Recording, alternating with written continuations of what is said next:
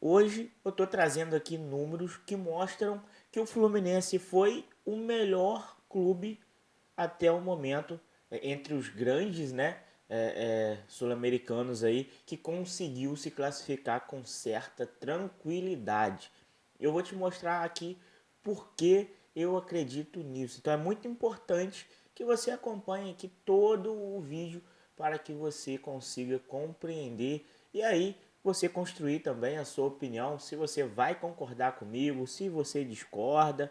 Então já deixa aí logo de cara nos comentários a sua opinião, curte o vídeo e se você ainda não é inscrito, se inscreve aqui no canal para ajudar aí com o crescimento. Estamos com a meta de 2.000 inscritos e eu conto com você para que a gente alcance essa meta o quanto antes. Vamos começar logo mostrando aqui alguns números da partida, para que a gente então consiga compreender quem foi melhor. Fluminense, Boca Juniors, o Internacional, o Palmeiras, quem desses se classificou melhor, tá?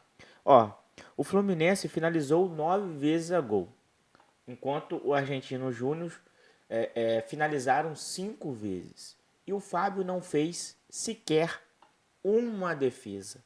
O Argentino Júnior simplesmente não chutou na direção do gol. Não chutou. Isso mostra que o Fluminense conseguiu se defender bem. Você pode dizer que o Fluminense não conseguiu ter criatividade, que foi uma posse de bola sem objetividade, sem efetividade. Isso eu não discordo. Mas será que tá ruim? Porque o Fluminense, enquanto o Fluminense teve a bola, o Fluminense estava evitando que o adversário construísse. Então é muito importante o Fluminense ter a posse de bola por conta disso. E aí, quando perde a bola, a importância do sistema defensivo se recompor o mais rápido possível. E é algo público e notório que o Fluminense soube se defender muito bem contra o Argentino Júnior. E reflexo disso são os números, onde mostram que foram 5 finalizações apenas do Argentino Júnior e apenas não, né? Nenhuma defesa do Fábio. Isso tem que ser engrandecido aqui, tá? Eu não vou enfatizar o fato que o Fluminense não teve objetividade, efetividade, porque a gente está jogando Libertadores da América. E o importante da Libertadores é vencer, é se classificar. Libertadores não se joga, Libertadores se ganha. E ainda mais quando se é muito importante que o time mostre consistência.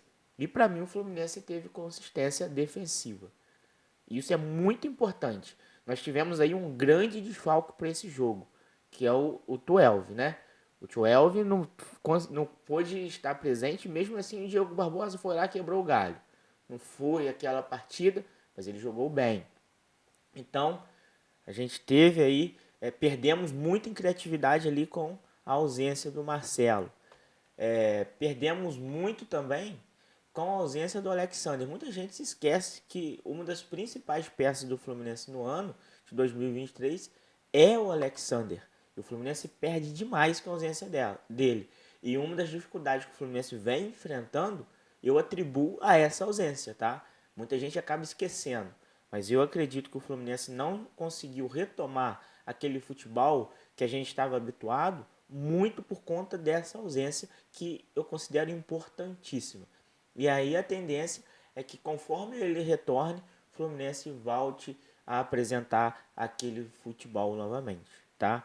E aí continuando com os números, o Fluminense finalizou 9 vezes, 3 vezes no alvo. Das 3 vezes, 2 foram gol. Então isso mostra efetividade. O Fluminense concluiu e foi efetivo. Isso é muito importante, tá? É algo que o Diniz fez, eu não, que o Diniz disse, eu não discordo dele. É que não é sinal que o Fluminense não está criando, melhor reformulando, né? Vamos dizer que o Fluminense finalize 3 vezes no gol e o adversário finalize 20 vezes. Mas essas 20 vezes que o adversário finalizou, 3 foram no alvo. E o Fluminense finalize apenas 5 vezes mas 3 bolas essas no alvo e um gol. E aí? Então eu acho que isso tem que ser considerado sim. Hoje, por exemplo, eu assisti o jogo entre Boca Juniors e Nacional. O Nacional praticamente não finalizou. O Boca Juniors teve muito mais chances. Finalizou muito mais vezes, né? Mas chances claras, para mim, foi igual. Tanto é que o resultado foi igual. Das poucas vezes que o Nacional teve a bola, foi objetivo e efetivo. E isso é necessário. O importante é marcar.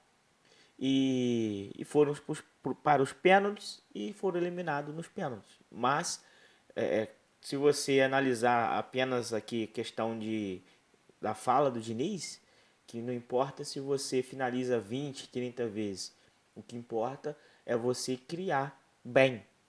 Então, eu entendi, eu acho que o Fluminense tem que melhorar sim, não discordo, mas eu entendi ali o que ele quis dizer, tá? Mas aí vamos dar sequência aqui com os números. Foram 67% de posse de bola do Fluminense contra 33% do Argentino Júnior.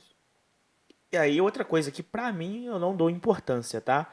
Que é a posse de bola. É claro que é muito importante você ter a posse, mas isso pouco importa se você não criar, tá? E aí, indo de acordo com o que o Diniz disse, é muito importante você ter a posse de bola, você criar oportunidades claras ao invés de ficar criando ali chances só para fazer número. Isso não importa, número não importa, o que importa é bola na rede. Mas o que vem acontecendo muitas vezes é que o Fluminense tem a posse de bola, não cria. E aí o adversário, que tem menos posse, finaliza muito mais, chances muito mais claras, é muito mais efetivo, objetivo, e, vence, e o Fluminense acaba perdendo as partidas, o adversário vence. Contra o Argentino Júnior não foi assim. Contra o Palmeiras, o Fluminense também mostrou uma consistência. O Fluminense foi inteligente. Muita gente, ouvi muita gente falando que o Fluminense não jogou bem contra o Palmeiras. Mas eu acredito que o Fluminense jogou bem demais. O Fluminense mostrou ter ali repertório. O Fluminense não jogou apenas de um lado para o outro. O Fluminense soube usar outras virtudes e que muita gente acaba falando, ah, o Fluminense não tem bola longa. A gente viu que contra o Palmeiras isso não foi verdade. A gente viu que o Fluminense tem sim, usou bola longa. E contra agora o Argentino Júnior também foi. O segundo gol foi um lançamento do Danielzinho, um excelente passe para o John Kennedy, que aí acabou saindo o segundo gol do Fluminense e a classificação. Então a gente vê aqui uma evolução, isso é consistência, tá? É precisão dos passos. O Fluminense teve 87%, eu considero que o ideal é 90% para cima, tá? Enquanto o Argentino Júnior errou muito passe. Foram 76% aí de aproveitamento. Muitas faltas no jogo, 14 cometidas pelo Fluminense, 14 cometidas pelo Argentino Júnior. Uma arbitragem muito ruim, na minha opinião. Cartões amarelos foram 4 aplicados para o Fluminense e 5 aplicados para o Argentino Júnior, tá? Um cartão vermelho para o Argentino Júnior, um impedimento para o Argentino Júnior, 3 escanteios para o Fluminense e 3 escanteios para o e 7 escanteios para o Argentino Júnior, tá? Então esses números aqui mostram que o Fluminense soube administrar a partida, não correu riscos, isso que é muito importante. Alguns momentos ali teve uma perda de posse de bola que gerou uma aflição na torcida, eu fiquei, confesso, muito aflito, mas no geral, no mais, o Fluminense soube sim administrar muito bem essa partida. E aí, indo com o que eu havia dito anteriormente no início do vídeo, o Boca Juniors na Bombonera não conseguiu ser superior ao Nacional do Uruguai. Precisou ir para os pênaltis e nos pênaltis conseguiu se classificar. O goleiro deles fez 2 grandes defesas, agarrou demais, apesar de ter falhado no segundo gol do Nacional, mas nas cobranças ali do penal ele foi perfeito, agarrou 2 bolas, o Nacional acabou perdendo o pênalti e aí o Boca Juniors conseguiu se classificar. Internacional River Plate, não vi nenhuma superioridade do Inter. O River Plate soube jogar. E aí foram para os pênaltis também. 9 cobranças do Inter. Precisão excelente, tanto de um lado quanto de outro, nas cobranças dos penais. E aí o Inter se classificou. Palmeiras e Atlético Mineiro. Eu acho que aí um time que talvez soube administrar melhor a partida. Eu acho que foi o Palmeiras, não cedeu muito espaço para o Atlético Mineiro. Teve um pênalti não marcado para o Atlético, tá? Um lance muito semelhante ao do Cano com o Gerson, bola na mão, tá? Então, assim, não foi marcado o pênalti também. Então, o Atlético teve chance ali de fazer um gol e levar a partida para os pênaltis. Então, pegando esses jogos, os que eu assisti até aqui, mostra que nenhum clube conseguiu ter essa superioridade como o Fluminense demonstrou ter, porque o Fluminense administrou a partida o tempo todo, teve calma, paciência e sim aí foi lá, venceu. E nem o Fluminense teve essa superioridade, tá? Eu digo que teve ali uma pouca superioridade referente ali comparado aos demais. O primeiro jogo, o jogo de ida não foi bom. O Fluminense acho que jogou muito mal aquele jogo, mas ainda assim é importante frisar, o Fluminense não correu riscos. Eu acho que na Libertadores isso é muito importante. Você não pode sair aí querer ir pro ataque com tudo e ficar correndo risco de tomar um gol e jogar aí a classificação no lixo e ser eliminado. Então o Fluminense parece que está entendendo, tem um certo nervosismo, isso é normal de ocorrer. O Fluminense cada ano vem mostrando que está mais preparado para conquistar a Libertadores. Esse ano eu vejo que é o ano da nossa conquista. Então é ter paciência. Ali foi êxtase total no momento do gol. Comemorei demais, nossa, vontade de chorar na hora, não acabei não chorando, mas a vontade foi imensa porque a agonia foi gigantesca. Tem coisas que o Fluminense ainda precisa melhorar. Um fato, o Lima não é para ser titular nesse time. O Martinelli merece essa vaga. E aí o Diniz tem que dar um jeito pro John Kennedy. John Kennedy vem demonstrando há algum tempo que ele é muito útil. É um jogador que batalha demais dentro de campo. Incomoda demais a zaga adversária. O John Kennedy tem algo que nenhum outro jogador do Fluminense tem. Que ele consegue incomodar o zagueiro. O Cano não consegue fazer isso. Ele consegue fazer um papel de pivô, ele consegue brigar pela bola, tanto é que o gol do Samuel Xavier saiu ali da insistência do John Kennedy. Então é muito importante o Fluminense ter um jogador desse ali no time titular. Não sei se o Keno deveria perder essa posição, é discutível. O Cano, acho que poucas pessoas querem ver ele fora desse time titular, mas eu acho que já passou da hora do Cano também acordar.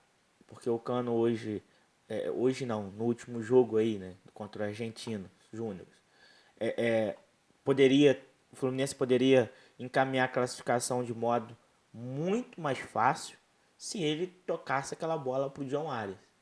Não sei se vocês se lembram, no início do jogo, se eu não me engano, foi lá uns 20 e poucos minutos, acho que do primeiro tempo, se eu não me engano. O goleiro saiu, Cano com a bola, John Arias abriu, sem goleiro. Gol exposto ali, só para fazer. O Cano, ao invés de tocar, foi displicente, chutou, errou o gol, nem o gol acertou e a gente perdeu, desperdiçamos uma grande oportunidade de abrir o placar ali. E aí o Fluminense só administraria o placar, como administrou o jogo desde o início. O Fluminense, apesar de em alguns momentos demonstrar essa ansiedade, o Fluminense não correu risco, como já disse, o Fábio não defendeu nenhuma bola. Os lances de perigo que a gente acabou sofrendo aí foram consequência de erros de passe e na maioria das vezes do André. O André, eu acho que não fez uma das suas melhores partidas, não foi uma partida ruim, mas eu acho que é um ponto de alerta para a próxima. Então é isso, tá? Não vou me alongar muito, espero aí que vocês tenham gostado.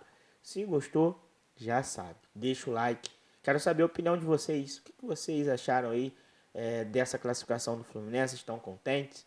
Quem vocês querem pegar aí nas quartas de final? Olímpia ou os mulambos? Para mim, qualquer um que vier, a gente vai passar o trator.